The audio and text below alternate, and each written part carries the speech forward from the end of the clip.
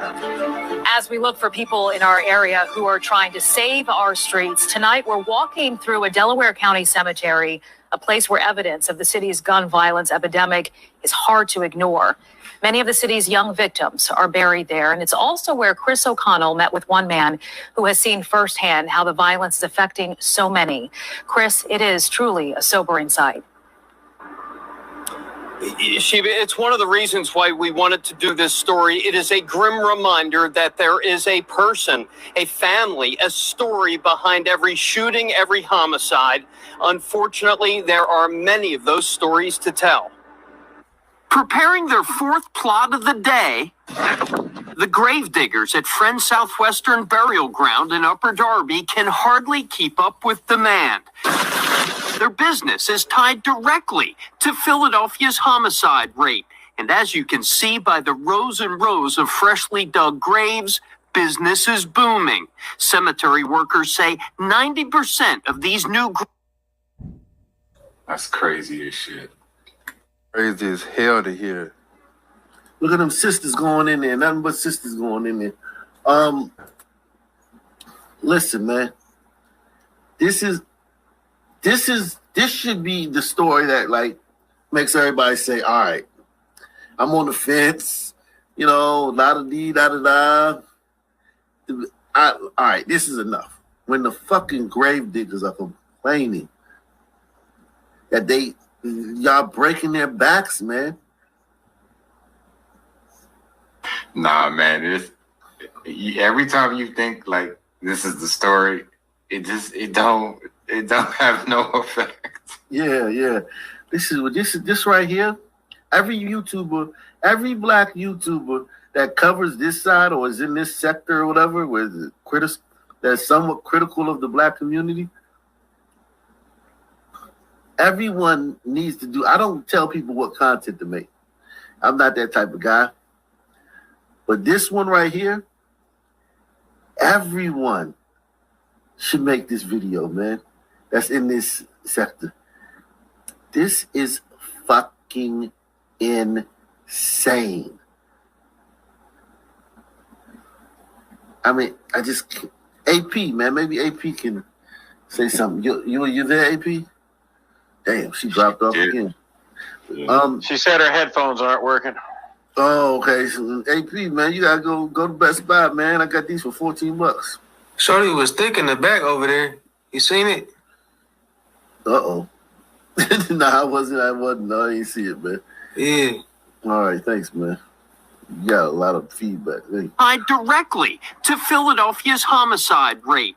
And as you can see by the rows and rows of freshly dug graves, business is booming. Cemetery workers say 90% of these new graves are victims of violence. I got chills because it's like I've been here a lot of times, either supporting people or partaking in a funeral service. Mustafa Ali has been to this cemetery that caters to Muslim burials too many times to count. I partook in his service, you know, with the washing of the body. From the childhood friend's grave who was gunned down back in January to the seemingly endless number of other friends and family members he's lost. Bruce Chenault, Stephon Wilson, Shakira Pittman. Ali could have...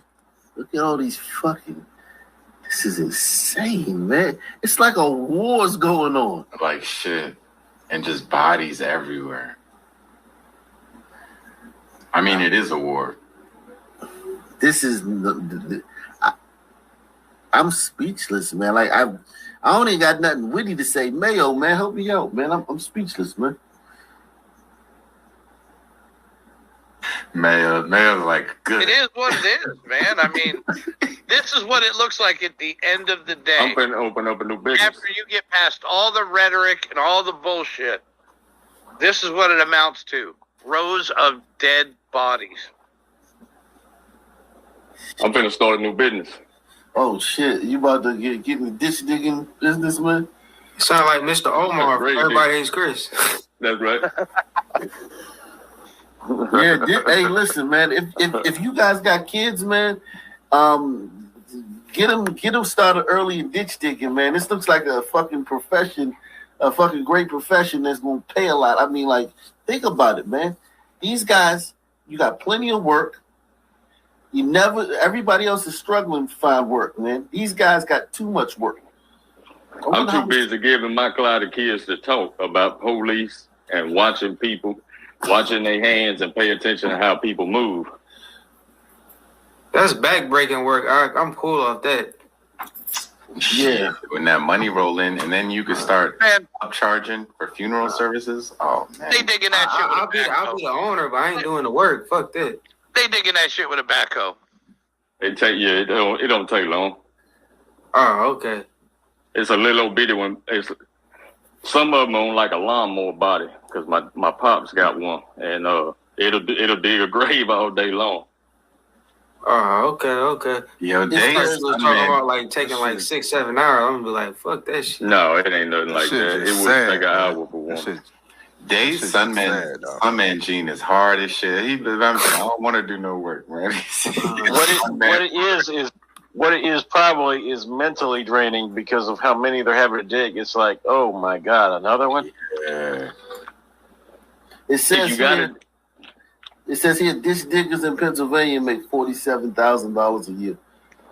If you got to dig one of them holes, you don't realize, like, because I buried cable for a lot of time, and you had to dig with a shovel. You know, it's hot on that asphalt. You get to dig in that clay will reflect that heat off on you, too. That shit's hot. Ain't no shade in most of them graveyards. Yeah, that's facts. Yeah, definitely. So they make $50,000 a year depending on the state. That's not a bad salary for digging ditches. I didn't know they made that much. I would have thought they made much less than that. But yeah, I don't have anything to say, man. I mean, I think kind of like this speaks for itself. Seemingly endless number of other friends and family members he's lost. Bruce Chenault, Stephon Wilson, Shakira Pittman.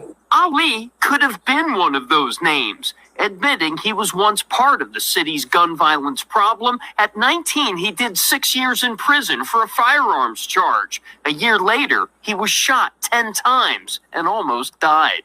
All these graves are teenagers. Yeah, it's a lot of 15, 16, 17-year-olds out here. Yeah, people that didn't even live to see 18. Ali is telling his story so other kids don't have to. He considers himself one of the lucky ones. He's now working 2 jobs and started his own clothing line called Stay in Your Lane. I like that, man. Stay in your lane, man. I like that. But what? Go ahead. When he's away from the TV, though, and he's with the people in the hood, what's he preaching out there? Because a lot of them will preach one thing on the screen, but then they're out there in the hood preaching that violence. Well, here's the thing, though. In Philly, there's no fucking point of preaching anything to anybody.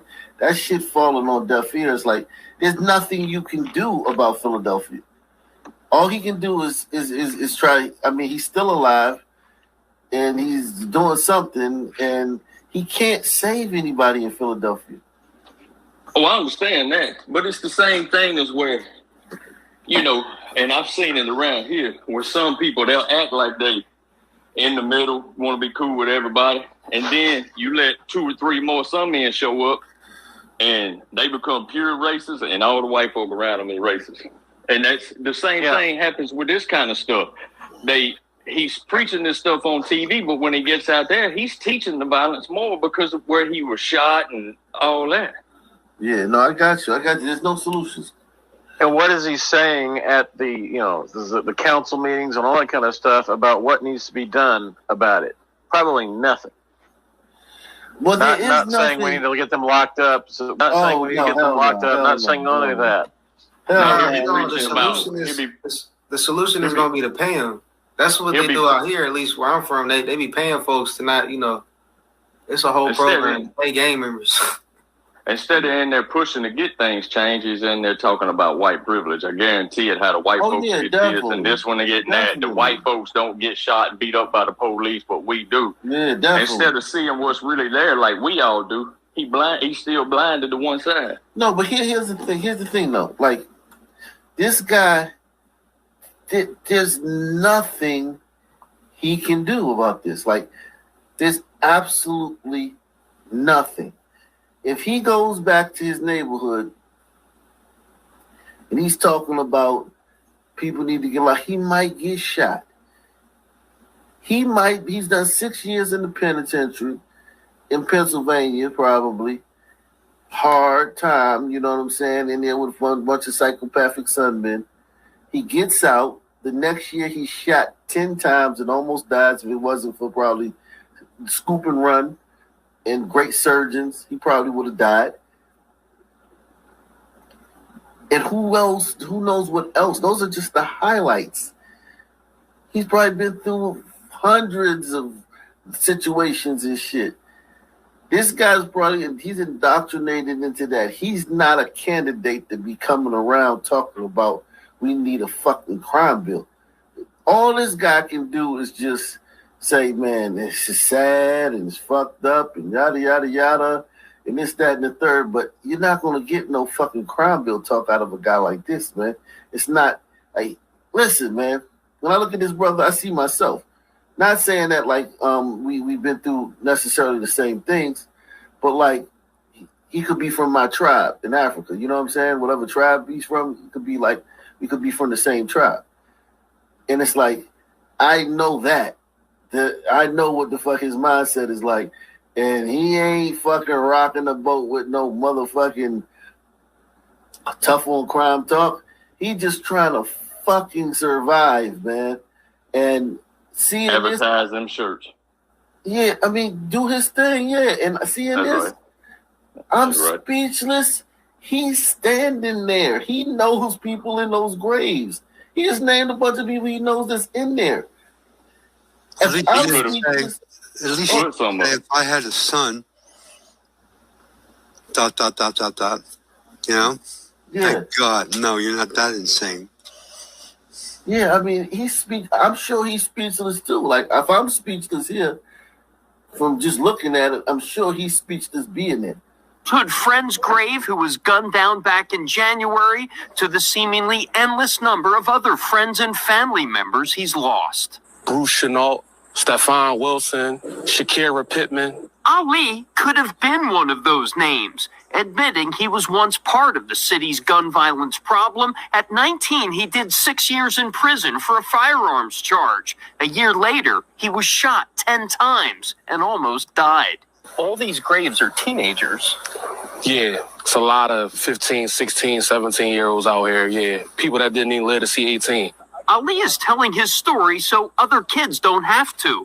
He considers himself one of the lucky ones. He's now working 2 jobs and started his own clothing line called Stay in Your Lane. Everybody say put the guns down. You gotta don't pick the guns up.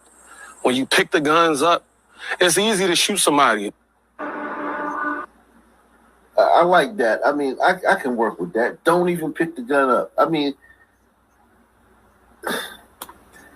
that's the best you can get. I mean, like, what is he supposed to do? Say fucking bring a crime bill? He's a fucking ex-Philadelphia fucking thug who still lives in Philadelphia. Oh, I agree with you. I like what he said. But you hope when he does see some of them real young kids, he really does preach it like he's saying.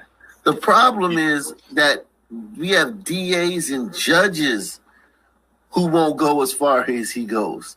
Oh, I agree because they scared to lose their job. That's the problem. But didn't yesterday, a couple days ago, Larry Krasner talking about he going hard now. Man, he fucking told him to get out of town. He told all the fucking thugs to skip town. There's a fucking indictment coming, man. That's not going on. You think that's all cat? You think he lying? Yeah, that's bullshit.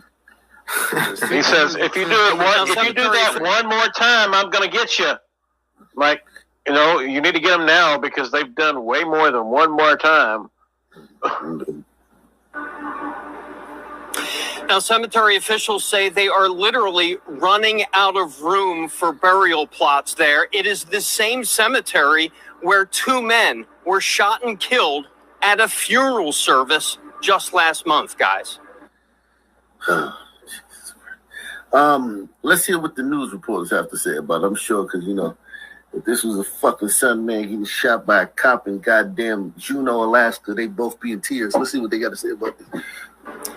And now that cemetery is back in the headlines, and he is definitely not staying in his own lane because his story is so important to save other kids, other adults right now. It's an important story to tell, Chris. Thanks for telling us tonight. And for more Save Our Streets resources and stories.